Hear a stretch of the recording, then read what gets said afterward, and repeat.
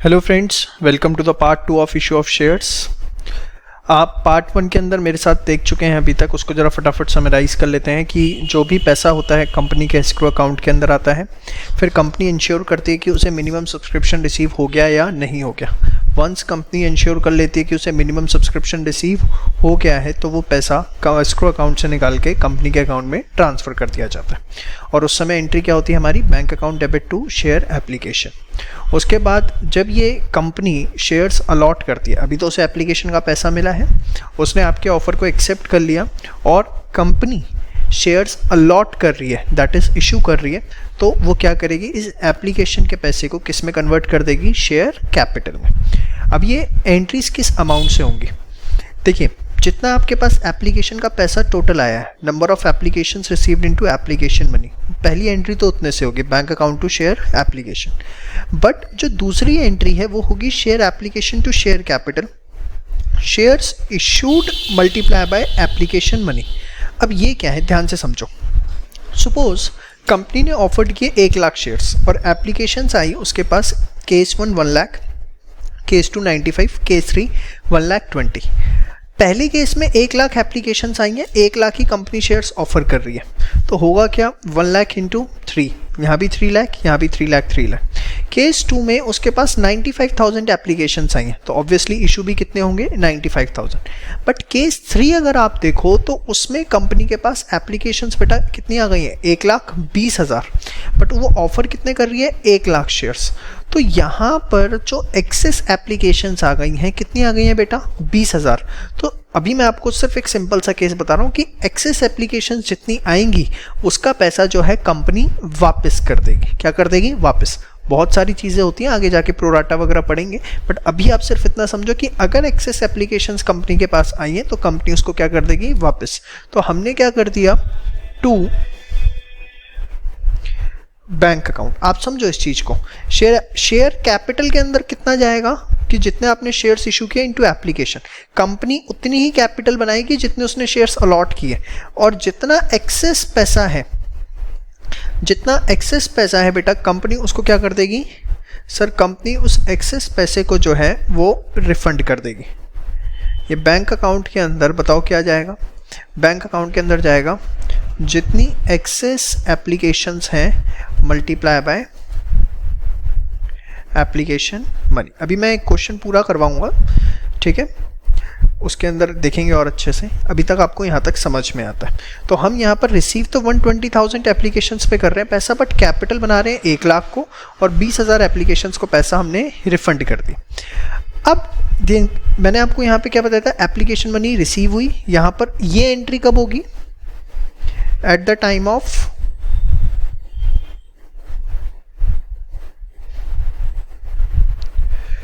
Issue of shares, at the time of issue of shares, that is allotment of shares. ये entry जो है आपकी allotment के time पर होगी। अब सर ये एंट्री अलॉटमेंट के टाइम पर होगी, हाँ ध्यान से देखना, अब आ रही है मेन बात। देखो है क्या, सपोज मैं अपने बैच में 50 स्टूडेंट्स को लेता हूँ, मैंने बोला कि भैया जिसको मेरे से पढ़ना है आके अप्लाई कर, 1,000 रुपये का फॉर्म रख दिया, ठीक है। अब मेरे पास सपोज 55 एप्लीकेशंस आई, अब मैं पढ़ा कितने बच्चों को सकता हूँ, 50। तो मैंने 50 बच्चे जिनको पढ़ाना था उन्हें सिलेक्ट कर लिया और उनको इंटीमेट कर दिया कि भैया आपकी सीट जो है मेरे बैच में कंफर्म हो चुकी है, आपको सीट्स अलॉट हो चुकी है, ठीक है। अब सीट अलॉट हो चुकी है, ध्यान से समझना मेरी बात, अब मैं जो बताने चाह रहा हूँ आपको ये बहुत इंपॉर्टेंट पॉइंट है और कभी भी एग्जाम में इस पर क्वेश्चन आएगा, फिर बच्चे खामा चिल्लाएंगे पेपर मुश्किल आ गया। अब जब मैंने उनको इन्फॉर्म किया सीट्स अलॉट हो गई है, तो मैंने उनको ये बोला कि बेटा मैंने आपसे 1,000 रुपये मांगे थे एप्लीकेशन के टाइम पर, 10,000 रुपये मेरी टोटल फीस है, आपको क्योंकि सीट अलॉट हो गई है तो आप 2,000 रुपये और जमा करा जाओ, 2,000 रुपये और जमा करवा जाओ। बात समझ में आ गई, ठीक है सर करवा देते हैं। या ऐसा भी हो सकता है कि बस मैंने उन्हें फ़ोन कर दिया कि बेटा आपका जो है वो सीट कंफर्म हो गया है, आप क्लासेस में जब आओगे तो जैसे जो आपकी 3 इंस्टॉलमेंट्स है 3-3 हज़ार रुपये की, वो जमा करा देना। मतलब आप समझो, मैं आपको जो समझाना चाह रहा हूँ वो ये कि एप्लीकेशन मनी आने के बाद जब आपने उस पैसे को एक्सेप्ट कर लिया, मतलब आपने उसे अलॉटमेंट कर दी, अब अलॉटमेंट के टाइम पर माइट भी मैं पैसा मांगूं, माइट भी मैं पैसा नहीं मांगूं। अगर मैं अलॉटमेंट के टाइम पे पैसा नहीं मांग रहा, इसका मतलब ये नहीं कि अलॉटमेंट हुआ नहीं, अलॉटमेंट तो उसी समय हो गया था जब एप्लीकेशन का पैसा कंपनी ने एक्सेप्ट किया था। मेरी बात समझ में आ रही है आपको? मैंने एप्लीकेशन का पैसा रिसीव किया, रिसीव करने के बाद जैसे ही उसे कैपिटल में कन्वर्ट किया, इट मींस कंपनी ने शेयर्स अलॉट कर दिए। अब अलॉटमेंट के टाइम पर माइट बी कंपनी पैसा मांगे और माइट बी कंपनी पैसा ना मांगे, बट अगर अलॉटमेंट पे कंपनी पैसा नहीं मांग रही है, इट डजंट मींस कि कंपनी ने अलॉटमेंट नहीं किया। ध्यान से समझना।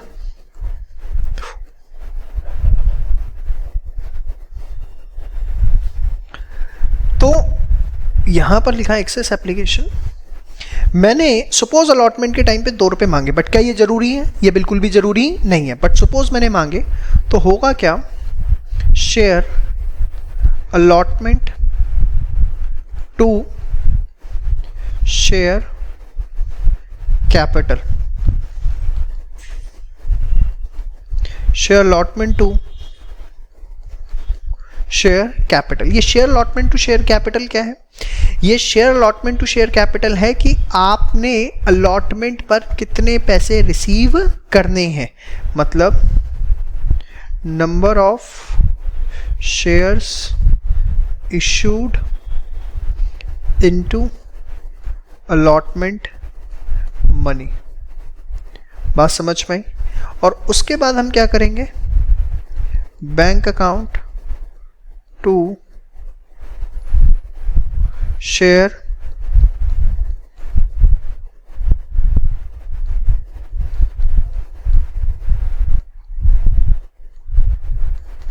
अलॉटमेंट, जब वो पैसा रिसीव हो जाएगा। अब बच्चों को ना सबसे बड़ा डाउट आता है, यहाँ पर आपने पहले पैसा रिसीव किया फिर कैपिटल माना, यहाँ पर अलॉटमेंट पहले आपने ड्यू करी और फिर उसे रिसीव करी। कारण बताता हूँ बेटा, ध्यान से सुनो, एक एक चीज़ के पीछे लॉजिक है।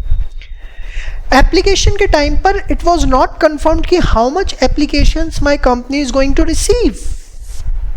पता था 1 लाख शेयर्स दिए, एप्लीकेशन 1-10 भी आ सकती है, 90 भी आ सकती है, 1.5 लाख भी आ सकती है, 50,000 भी आ सकती है। तो वहां पहले पैसा रिसीव होगा, उसके बाद ही कंपनी शेयर इशू कर पाएगी, अलॉट कर पाएगी। बट वंस एक बार कंपनी ने शेयर्स अलॉट कर दिए, उसके बाद तो कंफर्म है ना। सपोज 50 सीटें मेरे पास थी, मेरे पास एप्लीकेशंस आई कितनी, 55। अब मेरे पास 55 एप्लीकेशंस आई, मैंने 50 सीटें अलॉट कर दी और मैंने हर बच्चे से बोला 2-2 हज़ार रुपये और जमा करवाओ, तो कंफर्म हो गया ना कि 1 लाख रुपए आना ही है, 1 लाख रुपए आना ही है। और फिर कंपनी क्या करेगी, यहाँ पर उसे पहले ड्यू कर दे और बाद में रिसीव करे। क्यों? क्योंकि श्योरिटी है, ये पैसा आना है। बट एप्लीकेशन के टाइम पे कोई श्योरिटी होती है? कोई श्योरिटी नहीं होती। इसलिए एप्लीकेशन के टाइम पे पहला रिसीव किया जाता है और फिर उसको कैपिटल में कन्वर्ट किया जाता है। बट ऐसा अलॉटमेंट के केस में नहीं होता। समझ में आ गई बात? और ज़रूरी बिल्कुल भी नहीं है कि अलॉटमेंट के टाइम पे कंपनी पैसा मांगे ही मांगे, ऐसा बेटा बिल्कुल भी ज़रूरी नहीं है। समझ में आ गई बात? अब होता क्या है, अलॉटमेंट के बाद मतलब सपोज कंपनी की फेस वैल्यू थी 10 रुपये, कंपनी ने एप्लीकेशन पे 2 रुपये मांगे, ठीक है। मैं कहता हूँ आपको अलॉटमेंट पे कंपनी ने 3 रुपये मांग ली, कितने हो गए टोटल 5। अब जो बैलेंस 5 रुपये बचे उसे कंपनी इंस्टॉलमेंट्स में मांगती है और उस इंस्टॉलमेंट्स को हम क्या बोलते हैं, कॉल्स। यहाँ पर हम उसे क्या बोलते हैं, कॉल्स। देखो वो एकदम इसी तरीके से, एक बार 50 बच्चों की सीट कंफर्म हो गई, उनकी मैंने इंस्टॉलमेंट बना दी, तो मुझे पता है ना हर महीने मेरे पास इतने इतने पैसे आने ही आने। तो सेम वे यहाँ पर हम पहले ड्यू करेंगे, share first call account debit to share capital, और उसके बाद bank account debit to share first call account. बात समझ में आई आपको मेरी? मैंने यहाँ पर पी पहले क्या किया, ड्यू किया, और उसके बाद उस पैसे को क्या किया, रिसीव किया। क्यों? क्योंकि मुझे पता है इंस्टॉलमेंट्स पे कितना पैसा आना है, ठीक है। ऐसे ही फिर सेकेंड कॉल, थर्ड कॉल, जितनी इंस्टॉलमेंट, बट जो भी फाइनल इंस्टॉलमेंट होगी, सपोज मैं कहता हूँ यहाँ पर कंपनी ने बाकी पैसा 2 बारी करके मंगाया 2.5 रुपये, तो ये आपकी फर्स्ट कॉल कहलाएगी, और इसको आप सेकंड नहीं बोलोगे, आप इसे फाइनल कॉल बोलोगे। समझ में आई बात? तो आपने लिखा share final call account debit. कुछ स्कूलों में इसे सेकंड एंड फाइनल कॉल भी बोल देते हैं, ठीक है, लिखना चाहो आप वो भी लिख सकते हो, but final call is also sufficient to share capital. यहाँ भी पहले हम क्या करेंगे, ड्यू करेंगे, और उसके बाद इस पैसे को हम क्या करेंगे, रिसीव करेंगे, bank account debit to share final call. तो आप सिर्फ मेरी 2-3 बातें यहाँ तक अच्छे से समझ लो। क्या सर, पहले एप्लीकेशन के टाइम पे पैसा रिसीव होगा, फिर कैपिटल में ट्रांसफ़र होगा। पैसा रिसीव कहाँ से होगा, एस्क्रो अकाउंट से। सेकंड चीज़, जब उसको हम कैपिटल में कन्वर्ट कर रहे हैं, मतलब हम शेयर्स अलॉट कर रहे हैं। अलॉटमेंट के टाइम पर पैसा आएगा, ये बिल्कुल भी ज़रूरी नहीं है, बट अगर एग्ज़ाम में क्वेश्चन आ गया, company has not demanded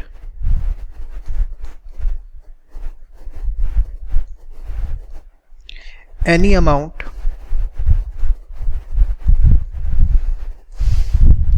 at the time of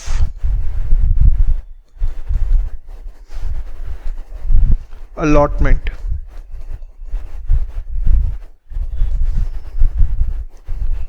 whether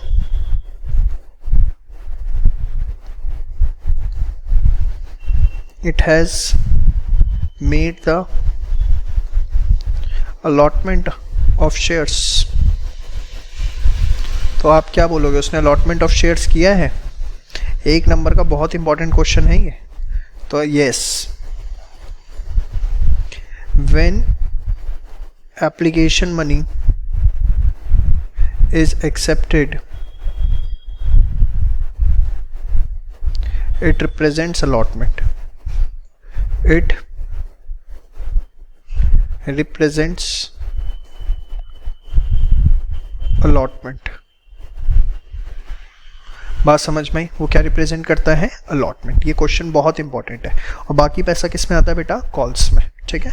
चलिए, अब एक क्वेश्चन मैंने ये रखा हुआ है आपके लिए, जरा इसको करें।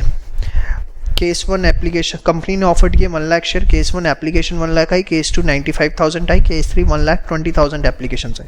और पैसा कैसे आएगा, एप्लीकेशन पे 3, अलॉटमेंट पे 2, फर्स्ट कॉल पे 5। इस तरीके से आपका टोटल पैसा आना है। चलिए, ये मैं पूरा क्वेश्चन एक ही उसमें करूँगा, ठीक है। आप इस क्वेश्चन को पहले नोट कर लीजिए, एग्जाम्पल को मैं एक ही फॉर्म में इसे पूरा करूँगा। नोट कर लिया? चलिए बेटा आगे बढ़ते हैं। चलो, केस 1 कितनी एप्लीकेशंस हैं, 1 लाख। केस 2 बेटा कितनी एप्लीकेशंस हैं सर, 95,000। और केस 3 कितनी एप्लीकेशंस है, 120। मैंने आपको बताया एक्सेस एप्लीकेशन का पैसा रिजेक्ट कर देंगे। चलो, तीनों केसेस में एंट्री बताना। एंट्री तो सेम होगी। यहाँ पर पहली एंट्री क्या होगी, bank account debit to share application. हाँ जी बताओ, कितने पैसे थे सर, 3-3 लाख से होगी। क्यों होगी, 1 लाख इंटू 3। यहाँ पे बेटा कितने से होगी, 95,000 इंटू 3, 2,85,000, 2,85,000। समझ में आ रहा है क्यों, 95,000 इंटू 3। अच्छा बेटा, यहाँ बताओ कितनी एप्लीकेशन रिसीव हुई है, 120। तो यहाँ कितने से होगी, 360। मैं तीनों कंबाइनली केस ले रहा हूँ ताकि आपको कंट्रास्ट में समझ में आए चीज़ें। 120 इंटू 3, ठीक है बेटा। इसके बाद बताओ, share application debit to share capital. अब बताओ कितने शेयर्स इशू हुए हैं सर, यहाँ तो 1 लाख हुए हैं, 1 लाख था। यहाँ कितने इशू हैं बेटा, सर एप्लीकेशन ही 95 आई है, तो उतने ही होंगे। बट सर यहाँ तो ज़्यादा एप्लीकेशंस आ रखी थी, तो यहाँ पर पैसा तो आपके पास 360 है, बट आप जो है वो शेयर्स कितनों को दे पाओगे? सिर्फ 3 लाख को। और आपको यहाँ पे 60,000 जो आपका एक्सेस एप्लीकेशंस है 20,000 इंटू 3, वो पैसा क्या करना पड़ गया बेटा? रिफंड करना पड़ गया टू बैंक के नाम से। ये टू बैंक जो है वो यहाँ के लिए नहीं है, यहाँ के लिए भी नहीं है, वो सिर्फ इसके लिए कितना? 60,000। यहाँ ये कितना से हुआ? 1 लाख इंटू 3, जितने हमने शेयर्स ऑफर करे। और यहाँ तो एप्लीकेशन ही 95 आई थी, तो हम 95 इशू कर सकते हैं। ठीक है, क्या बेटा अलॉटमेंट पे पैसा मंगाया गया है? जी हाँ सर, अलॉटमेंट पे पैसा मंगाया गया। अच्छा, इसके लिए नरेशन क्या लिखोगे? Being application money received. इसके लिए क्या लिखोगे बेटा? Being shares allotted. ठीक है बेटा। अच्छा, इसके बाद बताओ share allotment to share capital. कितने पैसे आने हैं बेटा? सर 2 रुपये आने हैं। 2 लाख 2 लाख। यहाँ कितने आने हैं? सर यहाँ भी 2 रुपये आने हैं, बट यहाँ पे 95,000 शेयर्स में आने हैं। ठीक है, ये ज़रूर आपको लिखना है यहाँ पर साइड में कि कितने उस पर आप, मैं तो अभी यहाँ लिखूँगा, रीज़न बीइंग आप समझ सकते हो मैं 3 कर रहा हूँ। 1 लाख इंटू 2, यहाँ जो पैसा आना है वो कितने पे आना है? 95,000 इंटू 2। और यहाँ पर जो है वो 1 लाख पर ही आना है सर। 2 लाख 2 लाख क्यों आना है? 20,000 तो रिफ़ंड कर दिया था ना, है बेशर्मो, रिफ़ंड नहीं किया था। चलो उसके बाद बताओ बेटा, bank account to share allotment. पूरा पैसा जम के लिया 2 लाख 2 लाख। यहाँ कितना आएगा? 190 190। और यहाँ कितना आएगा? 2 लाख 2 लाख। मेरी बात समझ में आ रही है? ठीक है, नोट्स एकदम प्रॉपर बनाना, इसको लाइन वाइन खींच के, मेरा लाइन नहीं बना पाया, ऐसे प्रॉपर लाइन बना के, ताकि तीनों केसेस एकदम कंट्रास्ट में दिखें। समझ में है? इसके बाद फर्स्ट कॉल, फर्स्ट कॉल ही फाइनल कॉल है इसमें। ठीक है, तो मैंने लिखा share final call to share capital. Share final call to share capital कितने का है बेटा? 5 रुपये का। 5 लाख 5 लाख। कैसे आया? 1 लाख शेयर्स इंटू 5, 95,000 इंटू 5, 475 475। और यहाँ पर 1 लाख पे आएगा बेटा 5 लाख 5 लाख। 1 लाख इंटू 5, समझ में आया? और फिर bank account to share final call. हाँ जी, 5 लाख रिसीव हुए। यहाँ कितने रिसीव होंगे बताओ? सर 4,75,000 4,75,000। और यहाँ कितने रिसीव होंगे? 5 लाख 5 लाख। ठीक है, तो ये आपको एक केस समझ में आया, एक सिंपल सा क्वेश्चन मैंने लिया है यहाँ पर। देखो 3 टर्म्स आप यहाँ समझ लो। Under subscription. अंडर सब्सक्रिप्शन क्या होता है?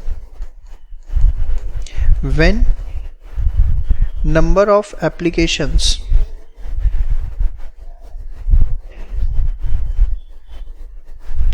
number of applications received जो हैं वो कम है नंबर ऑफ शेयर्स इशूड से।